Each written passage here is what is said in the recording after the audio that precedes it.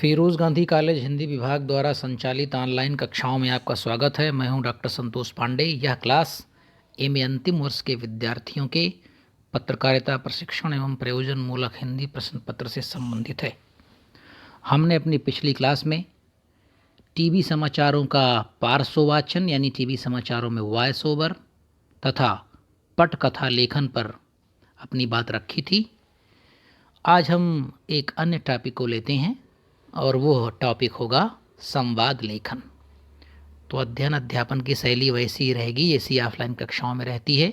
यहाँ से मैं आपको कुछ नोट्स दूंगा, आप लिखेंगे उसे और जहाँ कहीं आवश्यक होगा मैं उसे व्याख्यायित करता हुआ चलूँगा। तो चलिए प्रारंभ करते हैं। आप हेडिंग डालेंगे संवाद लेखन।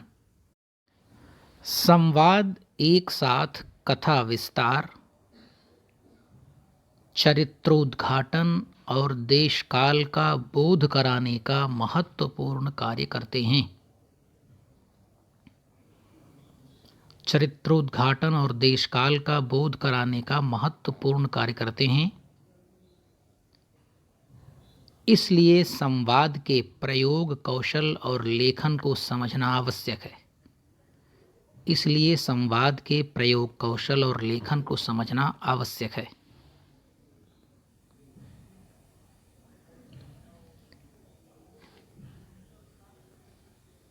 अब एक हेडिंग डालेंगे आप, संवाद की आवश्यकता क्यों।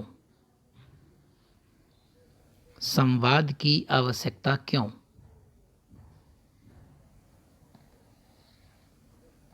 इसमें लिखेंगे आप, वस्तुतः दृश्य श्रव्य माध्यमों में संवाद दृश्य के साथ समन्वित रहते हैं। यानी जो सीन होती है वो और जो डायलॉग होता है वो, ये दोनों कोऑर्डिनेट करते हैं आपस में। संवाद की आवश्यकता उस समय पड़ती है जब अभिनेता अपने हाव भाव से दृश्य की स्थिति को स्पष्ट करने में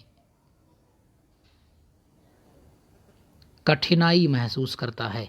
जब अभिनेता अपने हाव भाव से दृश्य की स्थिति को स्पष्ट करने में कठिनाई महसूस करता है।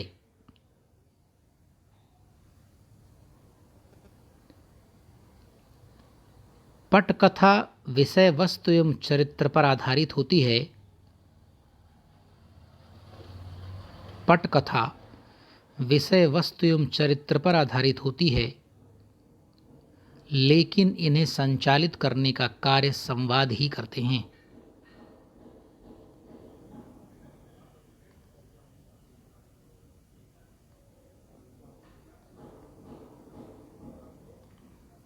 डॉक्टर लक्ष्मीकांत पांडे ने लिखा है कि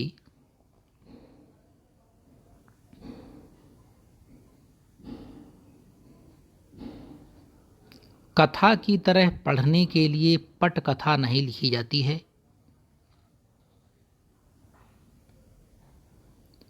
वरन इसे बोलने और सुनने के लिए लिखा जाता है। वरन इसे बोलने और सुनने के लिए लिखा जाता है। पात्रों की बातचीत में ही सारा कारोबार चलता है। इसलिए सशक्त सार्थक संवाद के अभाव में ना तो प्रवाहमयता आती है और ना ही गति।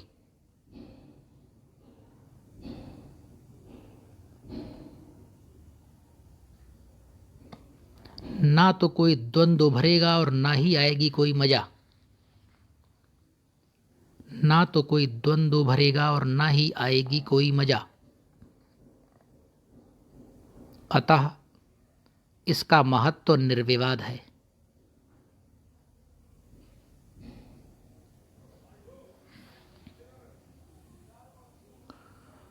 अगली हेडिंग आप डालेंगे, भाषाई प्रभाव पूर्णता।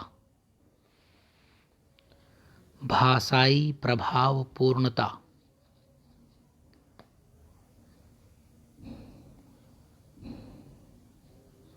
संवाद लेखक को जिंदगी से भाषा ग्रहण करनी पड़ती है।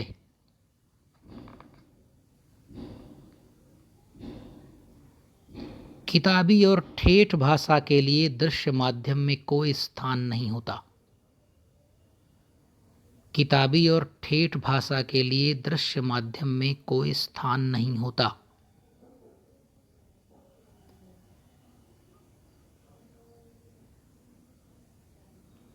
संवाद लेखक के तौर पर उसकी प्रतिबद्धता दर्शक के प्रति और उसको दिखाए जा रहे विषय के प्रति होती है।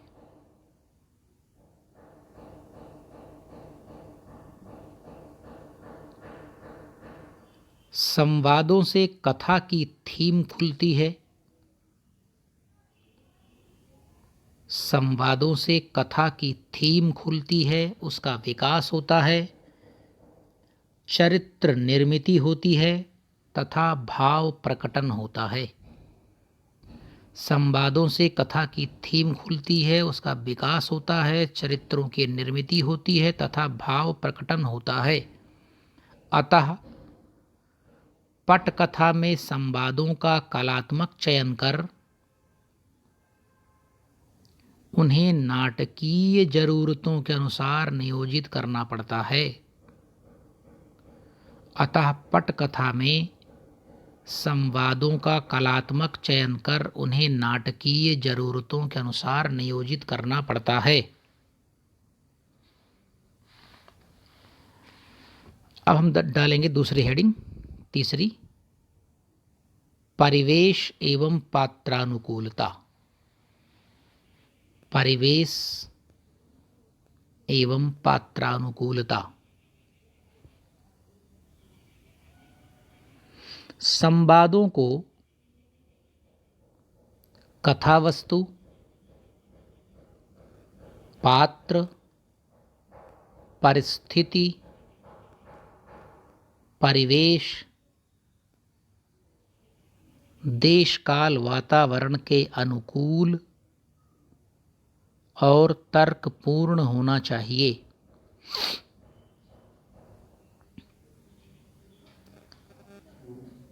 उनमें रोजमर्रा की बातचीत का प्रतिबिंब होना चाहिए। उनमें रोजमर्रा की बातचीत का प्रतिबिंब होना चाहिए। मुगले आजम जिस देश में गंगा बहती है,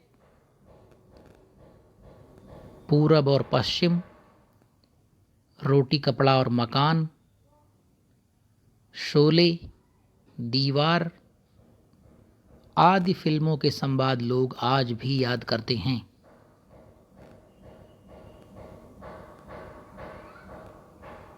अतः संवादों की भाषा आम तौर पर बोलचाल की होनी चाहिए। अतः संवादों की भाषा आम तौर पर बोलचाल की होनी चाहिए, जिसका दर्शकों के जीवन से गहरा संबंध हो। जिसका दर्शकों के जीवन से गहरा संबंध हो।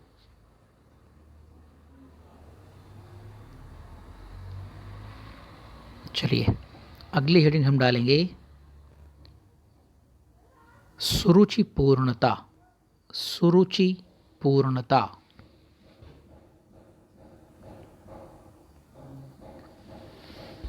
दृश्य की बनावट और भावनात्मक रूप से उत्तेजना बनाए रखने वाले संवाद। दृश्य की बनावट और भावनात्मक रूप से उत्तेजना बनाए रखने वाले संवाद दर्शकों पर अपना प्रभाव छोड़ते हैं।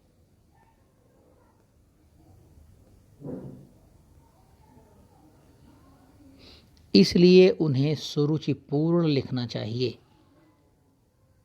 इसलिए उन्हें सुरुचिपूर्ण होना चाहिए।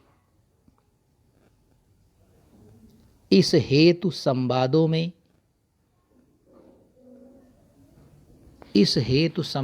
में मुहावरों, लोकोक्तियों, द्विअर्थी वाक्यांशों, शेर व शायरी, कविता तथा लतीफ़ों का भी प्रयोग किया जाता है। बस ध्यान यह रहे कि ये सभी तत्व दृश्य और पात्रों के साथ सटीक बैठते हों।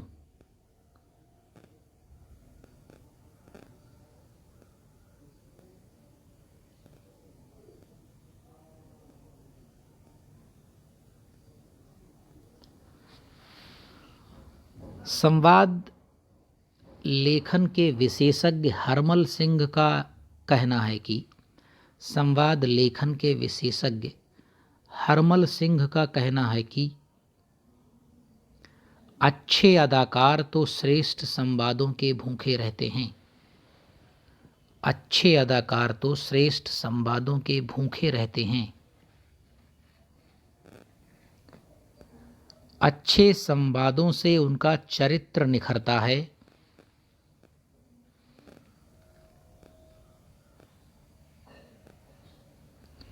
बोलने में आनंद आता है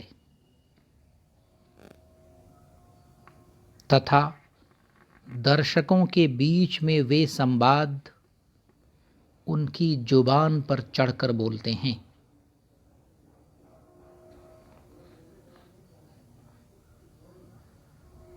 जैसे मोगैम्बो खुश हुआ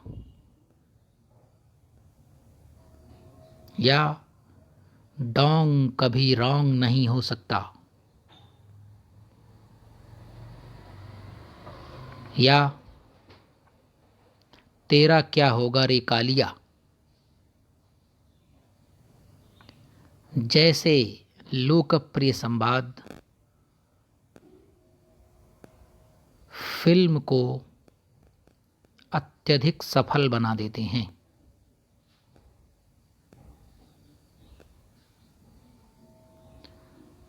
तमाम ऐसे अभिनेता हैं जिन्होंने संवादों के दम पर अपनी लोकप्रियता बना रखी है।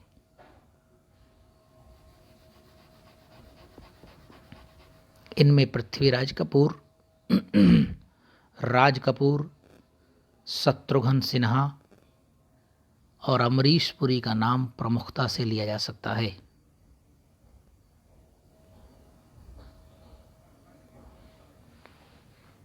एक लाइन छोड़कर लिखेंगे। संक्षेप में यही कहा जा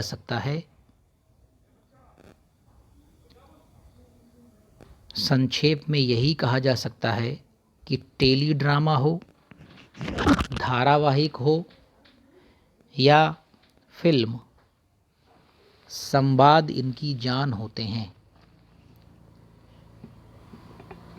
संवाद इनकी जान होते हैं। तो इस प्रकार से संवाद लेखन भी हम यहाँ पर समाप्त करते हैं। ये सवाल हम लोगों ने कर लिया है। अब हम अगले सवाल पर चलते हैं। अगले बिंदु पर अगली बातचीत हम करेंगे टेली ड्रामा के संबंध में। टेली ड्रामा, तो आप हेडिंग डालेंगे टेली ड्रामा। टेली ड्रामा क्या होता है, एक लाइन में समझते हैं इसे। देखिए, एक तो होता है ड्रामा यानी नाटक, और टेली ड्रामा यानी ऐसा नाटक जो टेलीविज़न को ध्यान में रख करके लिखा गया हो, टेलीविज़न के लिए लिखा गया हो, उसे कहते हैं टेली ड्रामा।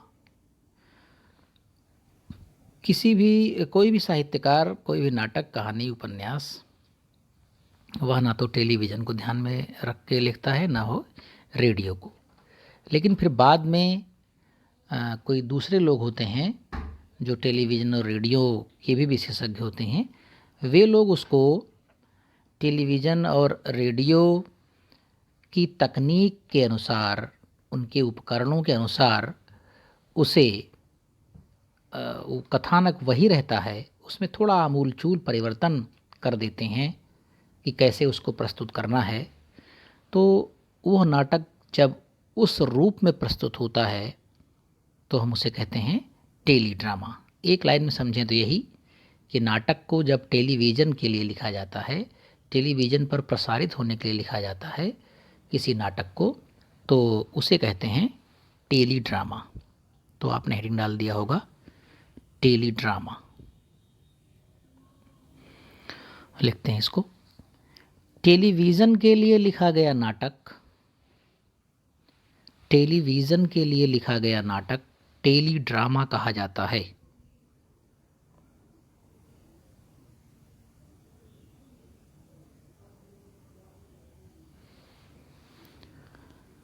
साधारण तौर पर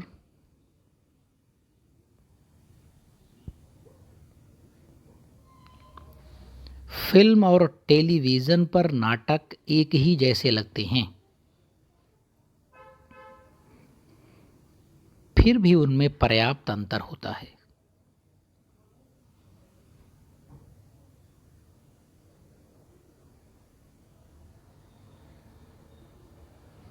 अच्छे टेलीविज़न नाटक के संदर्भ में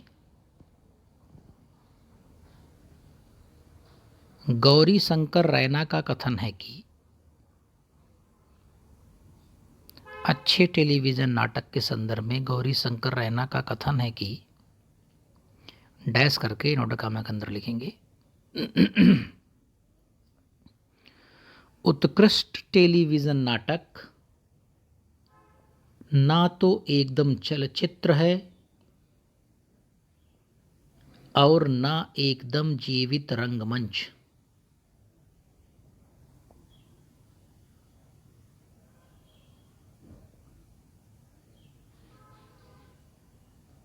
टेलीविज़न नाटक प्रकृतिवादी नाटक का विस्तार है,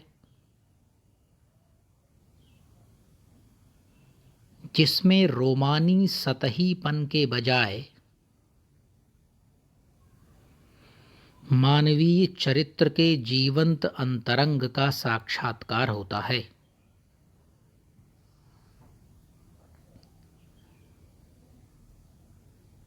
जिसमें रोमानी सतहीपन के बजाय मानवीय चरित्र के जीवंत अंतरंग का साक्षात्कार होता है।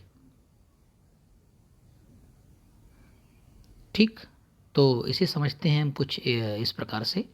ये कहते हैं कि जो टेलीविज़न के लिखा गया नाटक होता है, टेलीविज़न के लिए लिखा गया नाटक होता है, जिसे टेली ड्रामा कहा जाता है, उसमें और फिल्मों में जो नाटक होता है, फिल्मों के लिए जो लिखा जाता है, जो नाटक फिल्मों के लिए लिखा जाता है, उस दोनों में काफ़ी अंतर होता है। क्या अंतर होता है? देखिए, फिल्मों में रोमानियत ज़्यादा होती है, फिल्मों में रोमांटिसिज्म पर ध्यान ज़्यादा रखा जाता है, लेकिन टेली ड्रामा पर जीवन जगत के ऐसे विषय जो मनुष्य को अंदर से झकझोरते हों, जो मनुष्य के जीवन की अंतरंगता को दिखाते हों, उन पर फोकस ज़्यादा रखते हैं टेली ड्रामा के लिखने वाले लोग। एक लाइन छोड़कर लिखेंगे,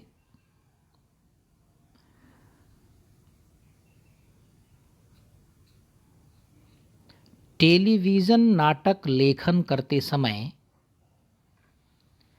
टेलीविज़न नाटक लेखन करते समय हमें निम्नलिखित बिंदुओं का ध्यान रखना चाहिए।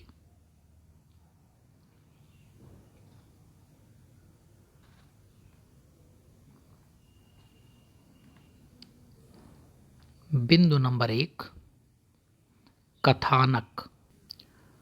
प्रायः सभी प्रकार के नाटक, प्रायः सभी प्रकार के नाटक लेखन का मूल आधार कथानक ही होता है।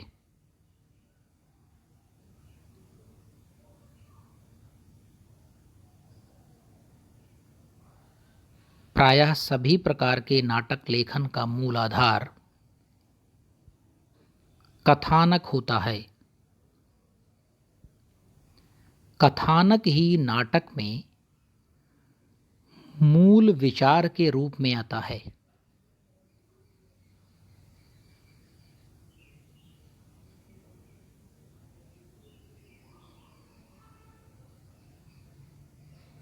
ये विचार या संवेदना ये विचार या संवेदना नाटककार को जीवन से, परिवेश से और समाज से प्राप्त होती है। ये विचार और संवेदना नाटककार को जीवन से, परिवेश से और समाज से प्राप्त होती है।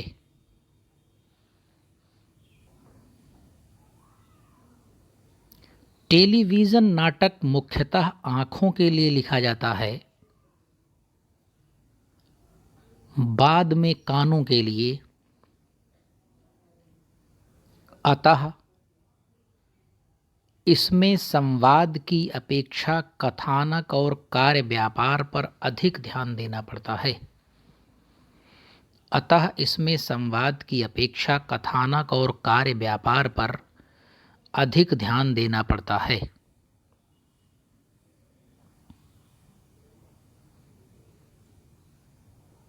नंबर 2 लिखेंगे हेडिंग आप, पात्र। टेली ड्रामा में पात्रों के महत्व के संबंध में कुमुद नागर का कहना है कि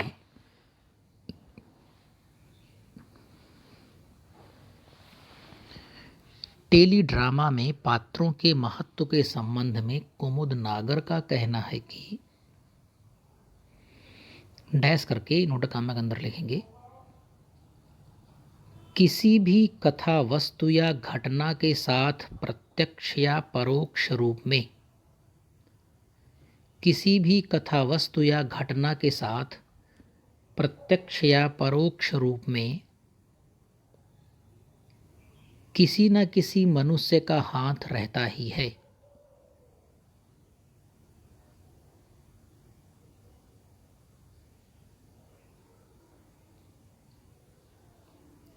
इस प्रकार प्रारंभिक पात्र हमें मिल जाते हैं और एक कहानी बन जाती है।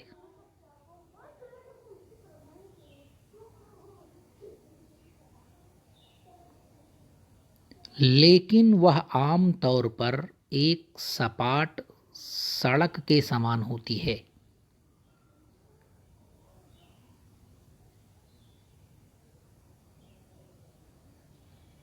दर्शक की शारीरिक और मानसिक तमाशबीनी के लिए वहाँ कुछ भी नहीं है। दर्शक की शारीरिक और मानसिक तमाशबीनी के लिए वहाँ कुछ भी नहीं है। इसलिए इस सपाट समतल सड़क पर कुछ गड्ढे खोदने की जरूरत है।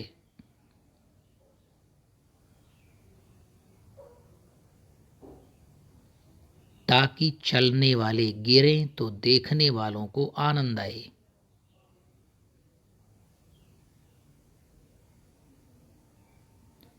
यह करने के लिए कथानक को पात्रों समेत किसी समस्या से यह करने के लिए कथानक को पात्रों समेत किसी समस्या से रूबरू होने से ही भावों का खेल शुरू होता है।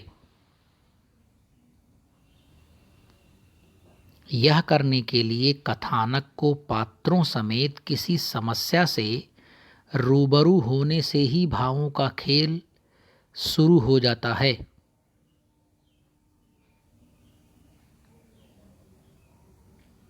Inverted comma close full stop. एक लाइन छोड़ के लिखेंगे, टेली ड्रामा में अधिक पात्रों को प्रस्तुत करना कठिन होता है।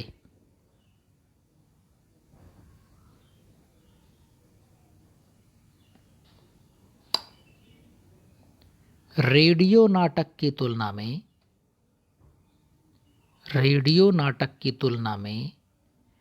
टेलीविज़न नाटक के पात्रों की संख्या अधिक होती है। रेडियो नाटक की तुलना में टेलीविज़न नाटक के पात्रों की संख्या अधिक होती है। देखिए, पात्रों के संबंध में भी कुमुद नागर का जो हमने स्टेटमेंट लिखा है, ज़रा समझने की आवश्यकता है उसे। वो बहुत प्रतीकात्मक लिखा है कुमुद नागर जी ने। वे कहती हैं कि कोई भी कथा वस्तु है या घटना है तो उसमें जाहिर सी बात है कि कोई न कोई मनुष्य होगा ही। वो घटना किसी न किसी मनुष्य के साथ घटी होगी, वो कथा किसी न किसी आदमी की होगी। तो इस तरह से एक कहानी तो बन सकती है, लेकिन नाटक नहीं बन सकता।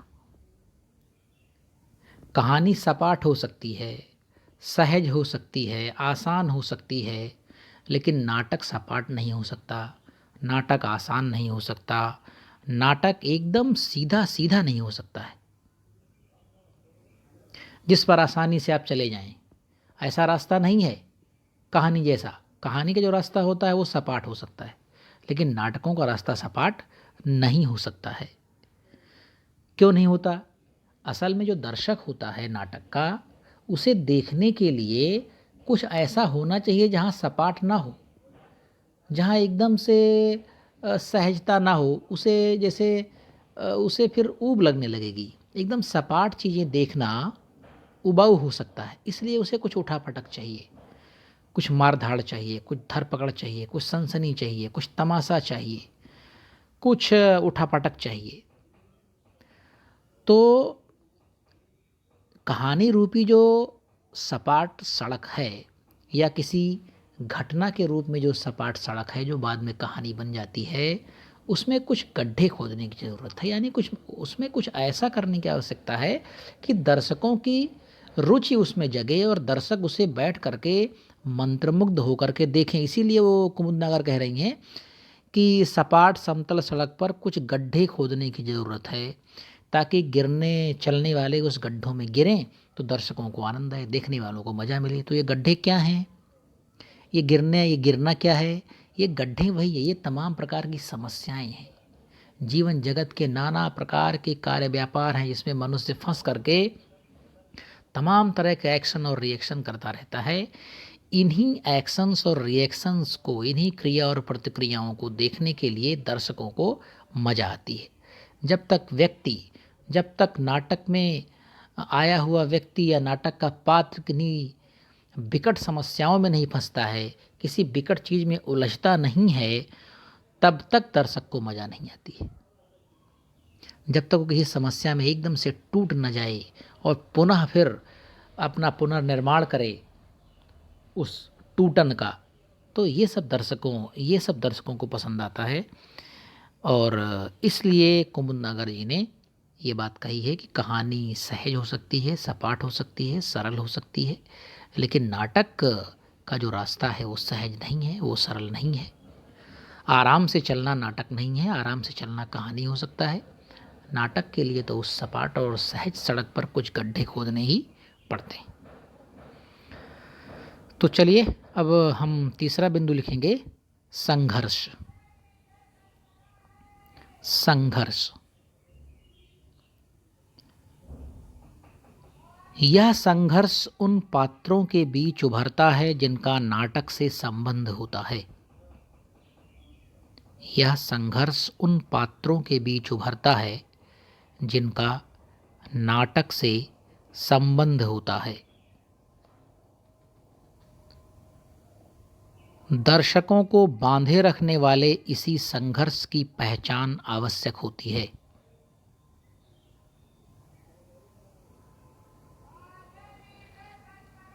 यह संघर्ष मानसिक या अंतर्द्वंदी